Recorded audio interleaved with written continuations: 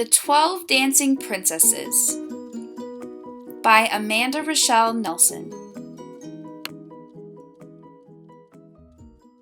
Once upon a time, in the kingdom of Pavlova, there was a young princess named Annabelle. Princess Annabelle and her royal family lived in an awe-inspiring castle on top of a hill in the center of Pavlova. Pavlova was the center of the 5 kingdoms and the site of the present-day royal ballet. From the very day Annabelle was born, those around her knew that she was unlike anyone else. She didn't like to follow the rules, and she didn't do well with structure or concrete plans. She was incredibly brilliant, but her studies were very difficult for her because her mind was so complex that it was difficult for her to understand things taught to her in simple terms. The young princess often had a new radical idea, which her elders were always quick to shoot down. It was tradition in the kingdom of Pavlova to hold a coming-of-age ceremony in the honor of each member of the royal family at the time they turned 16. It was then that the mystical book of secret knowledge was opened, and the destiny of the young prince or princess was finally disclosed so that they could begin to fulfill their destiny and use their special power for good. On Annabelle's 16th birthday, with the entire kingdom of Pavlova present, it was revealed that she was the princess of creativity. With dismay, Annabelle tried to come to terms with her destiny. Why couldn't I have been the princess of something concrete, like high-heeled shoes, or even gardening? She found herself thinking frequently, what on earth will I do with the power of creativity? Little did she know that she was born to do wonderful things. Later on, during the celebratory ball after Annabelle's coming-of-age ceremony, she met a young man from the nearby kingdom Tchaikovsky, which was located at Pavlova's south border. The young man had just learned of his own destiny a few weeks earlier. His name was Alexander, and he was the Prince of Musicality. The two instantly felt a connection to each other, and they danced together all night long. When the morning sun began to peek through the stained glass windows of the Pavlova palace, Alexander bid farewell to Princess Annabelle and gave her a delicate kiss on the forehead. In the coming weeks, Annabelle found herself thinking about Alexander all the time, but she had received no word from him. Her parents had found out about her interactions with the charismatic prince and were displeased. The royal family of the kingdom of Tchaikovsky, where Alexander was from, had a reputation for being narcissistic and for acting cold and unwelcoming towards citizens of the other nearby kingdoms. Her parents did say, though, that they only wanted happiness for Annabelle, and if he was what made her happy, they would not stand in her way. In the kingdom of Tchaikovsky, things were not going quite as smoothly. Alexander was in a feud with his father Adam, the king of practicality. Because he was very sensible and down to earth, he did not want his son to be with a girl as spontaneous and spirited as the princess of creativity. Eventually, Alexander got fed up with his father and he ran away to the kingdom of Pavlova to be with his love, Annabelle. Annabelle and Alexander were married in a beautiful ceremony on top of the balcony of the Palace of Pavlova during the first week in May. Following the reception, the two traveled north to the kingdom of Fontaine for their honeymoon.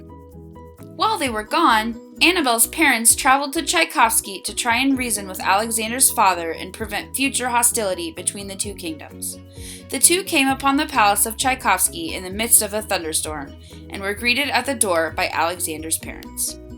Suddenly, a bolt of lightning struck down on all 4 of them and stopped their hearts instantly. The sun came down and took all but Adam into its rays, bringing them up into heaven. Adam, who would have become a divine being himself if not for his arrogant ways, sunk down into the ground and descended into the world below. After their honeymoon, the prince and princess returned to Pavlova to hear the news. They were now without parents. Soon after, the young couple was crowned king and queen of Pavlova and Tchaikovsky. Despite their sadness over the death of their parents, Annabelle and Alexander were great rulers. Their constituents adored them and knew that they would do great things for the kingdoms of Pavlova and Tchaikovsky. One night, while Annabelle was sleeping in her beautiful bedroom in the palace, she had a vision from her mother, who was now a divine goddess of the world above. In the vision, Annabelle's mother told her that she was destined to return unity to the 5 kingdoms: Tchaikovsky to the south, Fontaine to the north, Balanchine to the west, Kirkland to the east, and Pavlova in the center. The key to doing this, her mother explained, was to harmonize her divine power of creativity and her husband's of musicality. Annabelle woke from her dream with a fierce motivation. She knew exactly what she would do. She'd create a new holy style of dance that would unify the 5 kingdoms forever. Waking her sleeping husband and running into the royal dance room, she set to work. First, she created the 5 positions that would serve as the structure for this new form of dance. Each position represented one of the 5 kingdoms, that way each kingdom would know its importance. The dances would be stories set to music. Groups of her subjects would dance in unison, therefore unifying the kingdoms.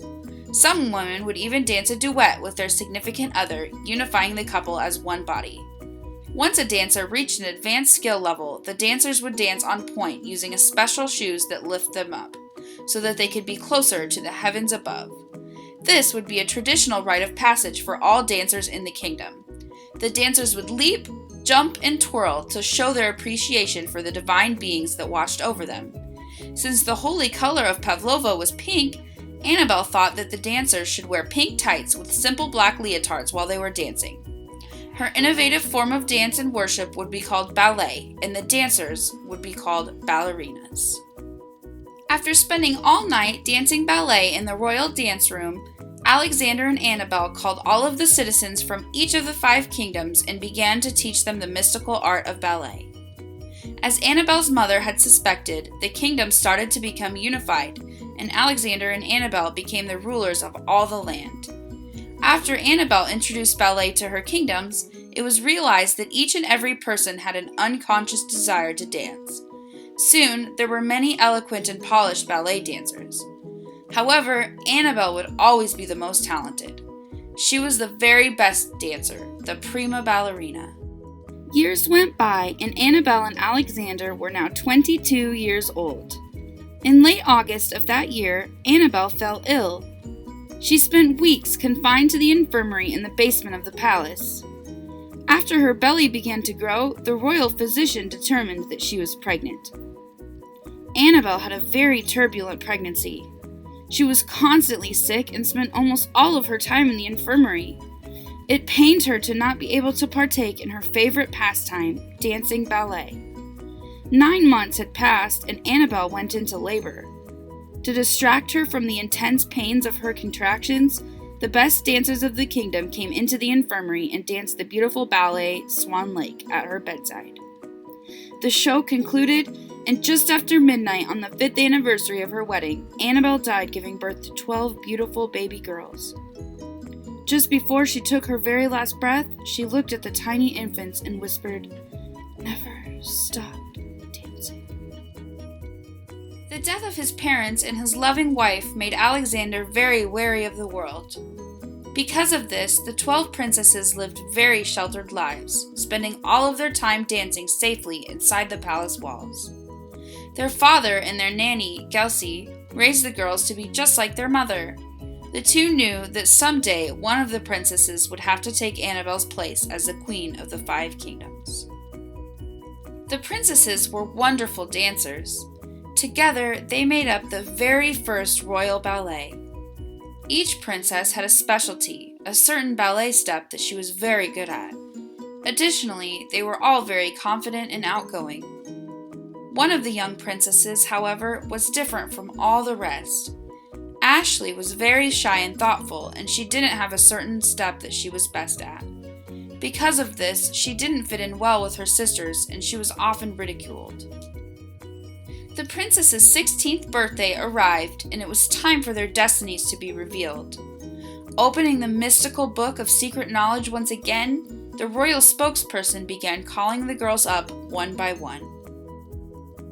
Alexis, the Princess of Fouette; Anne-Marie, the Princess of Grand Châtelet; Annie, the Princess of Plié; Adriana, the Princess of Batma; Elena, the Princess of Releve; Ariel, the Princess of Arabesque; Andrea, the Princess of Passe and Coupe; Ali, the Princess of Pirouette; Angelina, the Princess of Pas de Bourrée; Anastasia, the Princess of Balancé, Aubrey, the Princess of Chanés. The last name to be called was Ashley's, the Princess of Ballet. The other girls were jealous of Ashley because they could see that she was meant to become the queen. Ashley was oblivious to this, though, and like her mother had been so many years ago at her coming-of-age ceremony, was disappointed with the vague nature of her destiny. Disheartened, Ashley rushed down the steps into the basement of the palace. She was sitting in the corridor crying when her mentor Gelsey came down to talk to her. "Don't be afraid," she said encouragingly. "It may seem now as if it is the end of the world, but you are destined for greatness, my dear. I have always known that you have something special about you." Then she handed her a beautiful pink dance costume with blue trim and lovely bows and flowers. "It was your mother's," Gelsey whispered. Gelsey walked away as Ashley stared in awe at the leotard. She tried it on and it fit as if it was made for her. With a renewed spirit, Ashley went back upstairs to rejoin the ball. She noticed that all of her sisters were gathered around in a circle in the middle of the ballroom. Curious, she walked over to see what all the commotion was. Standing on her tiptoes to see over the circle of girls, she saw that it was a boy. Since the girls had been so sheltered, they had never met another man besides their father. It made sense then that the girls were fawning over the admittedly very cute boy. As shy as she was, though, Ashley decided that she had no chance with a boy this cute. She left to dance with her friends, meeting eyes with the boy for a moment as she was walking away. Later, she was dancing in a group of girls when she felt a tap on her shoulder. Turning around, Ashley saw that it was the boy from earlier. Her sisters glared at her from afar as he asked her to dance. They slow danced for hours there in the light of the moon. He introduced himself as Anthony, the Prince of Dedication. An only child, he would one day rule the kingdom of Fontaine. When day broke and it was time for them to leave, Anthony looked into Ashley's eyes and told her he knew he would see her again. After the ball, the kingdom settled into a quiet peace. It was ruined, though, when the 12 princesses got some perplexing news. Now that they were 16, one of them would have to become the Queen of Pavlova and Tchaikovsky. Because they were born on the same day, they would have to compete with their other sisters to figure out who would eventually become the queen. The competition would consist of them dancing original ballet routines in front of the 5 kingdoms and being judged by the royal families of all kingdoms. Reluctantly, they all began to practice for the performance. When it was time for the final performance, Ashley went through her closet to find the special dance costume Gelsey had given her. When she pulled it out, it was torn into pieces. A tear rolled down her cheek as she took out a different tutu from her closet. She knew it had to have been one of her sisters, and she didn't know why on earth they would do this to her. Saddened, she donned her leotard and began to stretch. "I'm doing this for Mom," she thought. As the 12 sisters prepared for the performance, Ashley was a ball of nerves. Her sisters were all very confident, each of them sure that they would win. One by one, they went on stage. When it was Ashley's turn, she considered not going on at all. "There's no chance I'll be the queen," she thought. However, the words of her mentor Gelsey were stuck in her head, and they gave her the courage to go on. As Ashley danced, the whole crowd was speechless. She danced from her heart, and the crowd could tell. At the end, they clapped for 10 whole minutes and screamed encore over and over. Crying on stage, Ashley danced another combo for the excited audience. The next day, Ashley was voted the future queen. Although her sisters were jealous, they came to terms with their jealousy and embraced Ashley in a giant group hug. "I'm sorry I destroyed your leotard," said her sister Anastasia. "You're going to make an amazing queen." 2 years later, when the princesses were 18, the 5 kingdoms were gathered out in front of the palace of Pavlova. Ashley stood on the balcony with her brand new husband Anthony. The two were crowned king and queen of all 5 of the kingdoms, completely uniting them. The crowd screamed and cheered because they knew that the two would make an amazing king and queen. As the crown was placed on her head, Ashley looked into the sky. She saw her mother in a cloud, smiling down at her with a glimmer in her eye, and she knew that she had finally made her proud.